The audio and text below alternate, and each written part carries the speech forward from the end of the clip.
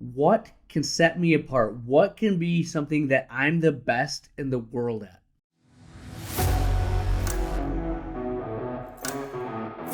All right, friends, the Ultimate OD podcast. Today we're talking about brand, how to build it, what it means.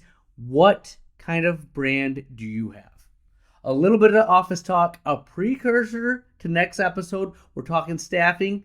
If you have staffing problems, listen to this. Next episode, you're definitely going to want to tune into. Closing thought of the episode. This is the Ultimate OD podcast. Here we go.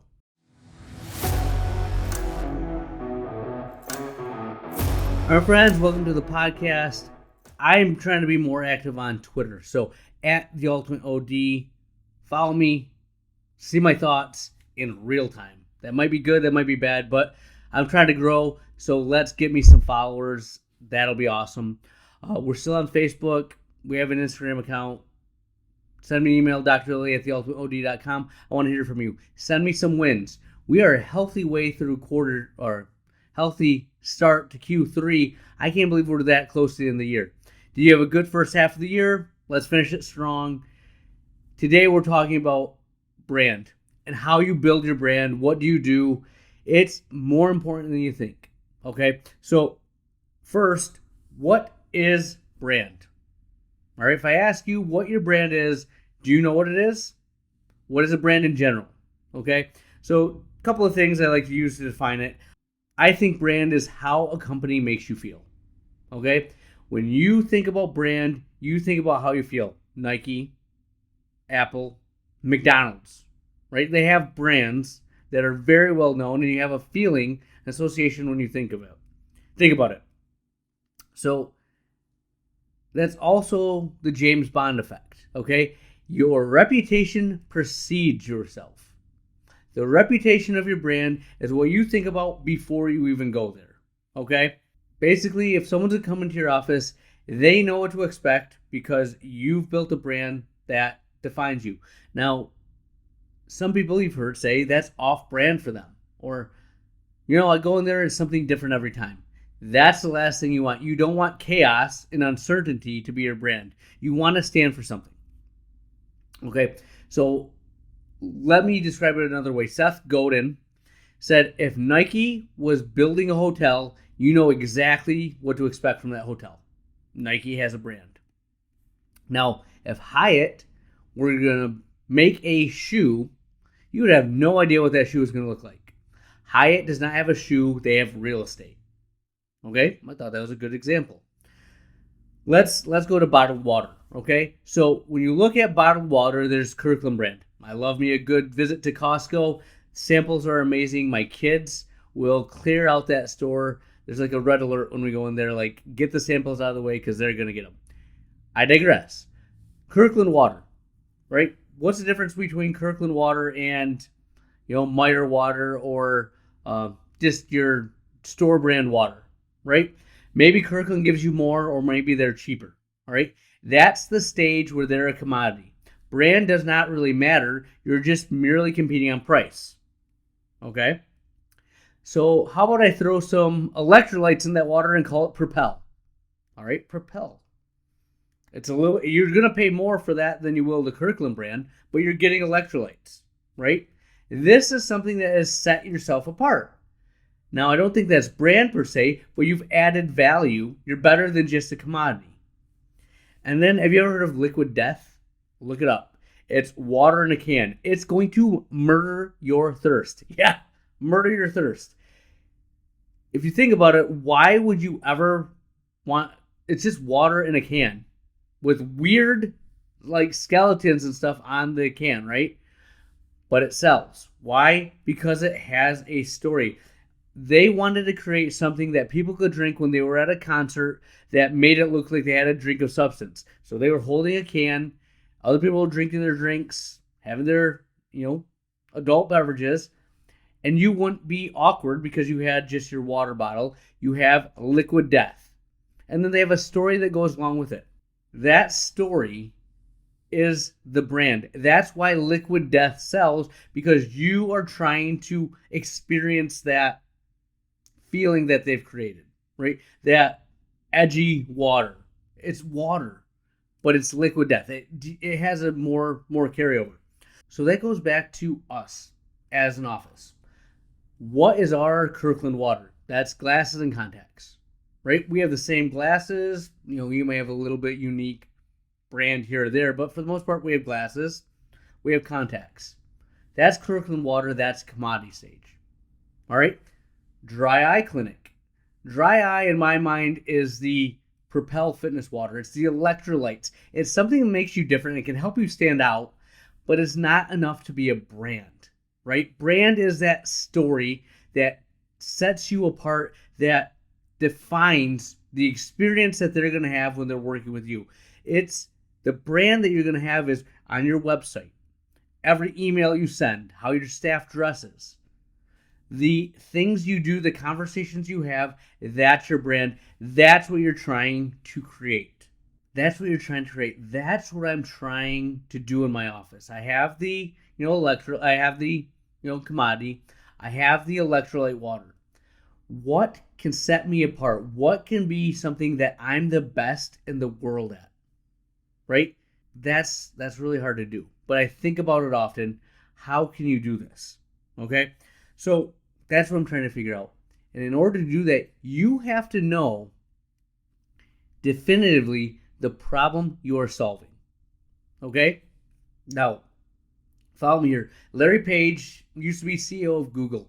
And he said, when you're solving a problem, you have to do the toothbrush test. All right? Everyone uses a toothbrush. They use it very often. Okay? Now, think about used cars or just a car sales, right? If I were saying to you, your business, the business I'm creating, if I do everything right, the customer just loves the death out of me. I am the best ever. They're going to see me every 7 years, right? If you do a good job of selling cars, the average person will keep a car for 7 years, then they'll come back. So when you look at websites for cars, they're not made for the customer. They're made for the people selling the car, right? They're the people that have the problem every day, and they're trying to solve that, right? So the problem that we need to solve, you want it to be high need, high stakes, and high frequency. Brushing your teeth, right? You have to do this, otherwise your teeth are going to fall out, and you do it every day, right? So when you look at what we do as an office, if you're just doing glasses and contacts every 18 to 24 months, right? Commodity, not a high need problem. Vision is a very high need problem. We use that every day, but their glasses and contacts, they last, right? So what do they need more often? I like myopia management in the sense that it's a need, but is there a high urgency for that? Right? No. There's not a high urgency. We're trying to create it. We have to educate it. We have to put it out there, but that's not a high value thing. I've talked to some of my colleagues that are doing a headache clinic and concussion clinic. That is very high need, high frequency, right? Frequency is questionable, but it's a very high need. They get a headache, they get a concussion, they will pay whatever it takes to get that fixed. That's why I really like the dry eye space. It's different than vision, and it's a constant chronic thing. We're constantly on screens, we're constantly on devices. They experience this every day, and at a certain point, it's affecting everything they do in life, right? That's a problem that you want to solve. That's a business to get into. When you're looking at the identity you want to have, the brand you want to build, I suggest you do the toothbrush test, right? Are you solving a problem that has that urgency, that has that need, that frequency that really connects? So think about all the things that we can do in our profession and then do that. Now, I'm not saying you can't have a myopia management clinic, you can't have a vision therapy clinic, but you have to do an amazing job of building that need, educating about the problem, right? That's more emphasis on what you have to do to create that brand. Now, this comes, what do you do? How do you create a brand when no one really knows about you, right? I market like crazy in Allendale. There's two eye doctors in Allendale, and people still don't know I exist. baffling. Baffling. I'm hurt that people don't know who I am or whatnot. But there's a couple of things that you do when you're trying to build that brand to get the word out there. So one, we've already defined it, right? Or tried to as much as we can. We know what we want to do. We know the problem we're solving. It meets the criteria. It's our liquid death, high urgency, high frequency. But how do you get it out there? A couple of ways. One, you can start talking about your values. This is what we stand for. This is what we do. Okay? So it's a good way to go. A lot of people go that way. You can start talking about an offer. We give free evaluations for anyone with a headache. We give free dry eye evaluations, right? Free. You're putting it out there, but that does cheapen it a little bit. Like he's giving out for free. People that put skin in the game are people that value what they're getting. So consider that's the thing. A third way that I think is honestly the way that you need to go is you describe the problem that the patient is suffering better than even they could and better than anything they've ever heard in their life. And you offer a solution, right? You understand their pain to such an extent that they see you instantly as an expert and you have a solution for them. Okay? Now this is the highest level of building that brand, of getting your avatar, your patient to come in, right? You see all the legwork you had to do to set yourself apart. We went from, commodity to electrolyte water to our story, our brand, the ultimate problem that sets you apart. This is the brand building experience. That's what you need to do. Now, I ask you, is there anything you're doing in your office that you feel you're that committed to, that you understand that well, that you're educating the public about? Right? I'm telling you right now, I'm trying to do this and I'm not there. It is a constant, mindful effort that I'm putting in and I'm still not there. Now, I'm working with my marketing team, trying to build that brand, trying to create that experience, but it's hard. It's something that you have to internalize, and then you have to get your staff to internalize it. Then you have to get all your messaging out there and all be rowing in the same direction. The greatest brands are a constant, consistent effort that never stop beating that drum. They never let you down. And if you do let them down, you hear about it instantly. So if you go off task, off the beaten path, and you hear about it, it's a sign that you've created a great brand. It's also a sign that you're going down the wrong path and you better pivot or adjust, unless you're going complete 180 and switching. But that's something that you need to value, you want to create.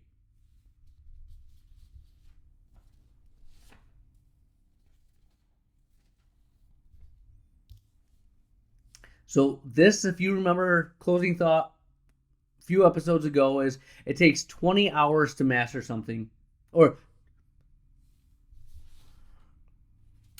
it takes 20 hours to get 80% of a skill. 20 committed hours. And then the next 20 hours is where you truly master it, right? What are you waiting for to get started? How long is it going to be till you get the ball rolling? So you have to go through this process pretty stinking quick, in my opinion. Find out what you stand for, what you believe in, what problem are you the best in the world at solving? Really. Like, think about it to that extreme. You can't be everything to everyone. You'll dabble here and there, but if you truly want to have one of those iconic, scalable brands, you have to get that specific, that dialed in, right? Harley Davidson. People can get a Kawasaki, they can get a Yamaha, whatever, I don't know, motorcycles, right? But the people that want Harley Davidsons will wait years to get them. People that want a Rolex watch will wait years to get that watch because that is the brand, that's what they believe in, right? How many people will wait more than 2 weeks to make an appointment at your office? How far will they travel to get your flavor of optometry, right? Think about that. I think about it often. Let me know what you're the best in the world at. Dr. Lily at theultimateod.com. Send me an email. I want to know what you are defining your brand as. What you're defining your brand as. We'll have more for you next week.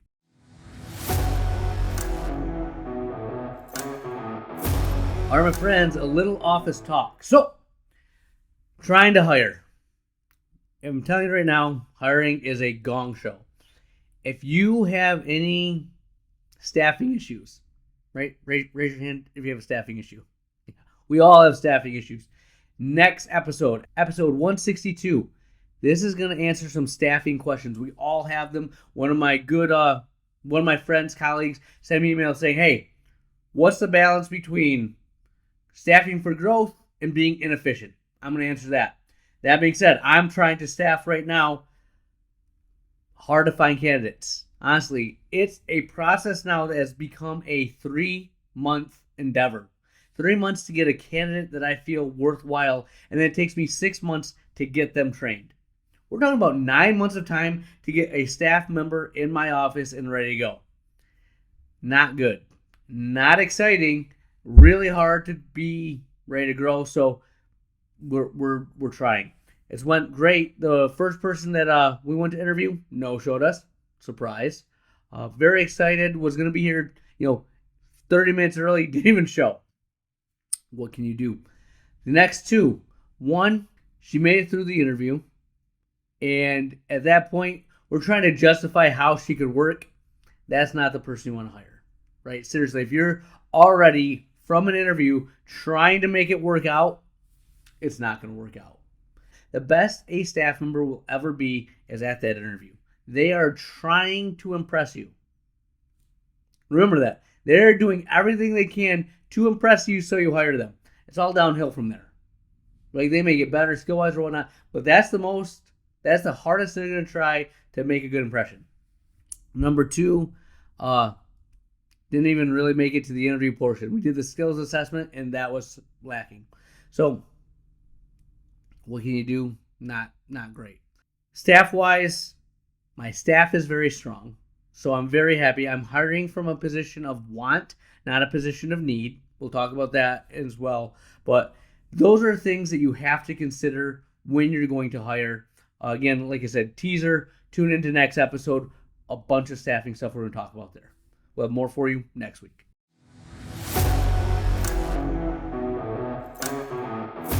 Where has the time gone? We are to the closing thought of the episode, and I will leave you with this gem from Jerry Jones. If you don't know, Jerry Jones is the owner of the Dallas Cowboys. How about them Cowboys, right? One of the biggest brands, iconic brands out in the world, right? And Jerry Jones said something that resonates really well with me. He goes, I have overpaid for most of the things that I feel are special in my life. I might have messed that up, but essentially you get the gist of it. Anything of value in his life, he's overpaid for, right? I'm trying to move to a new office. I'm trying to get a bigger space. Well, we'll talk about that later. But it's stinking hard. And as I'm going through and trying to win the deal, I realize that we're fighting over about $150 a month. What am I doing?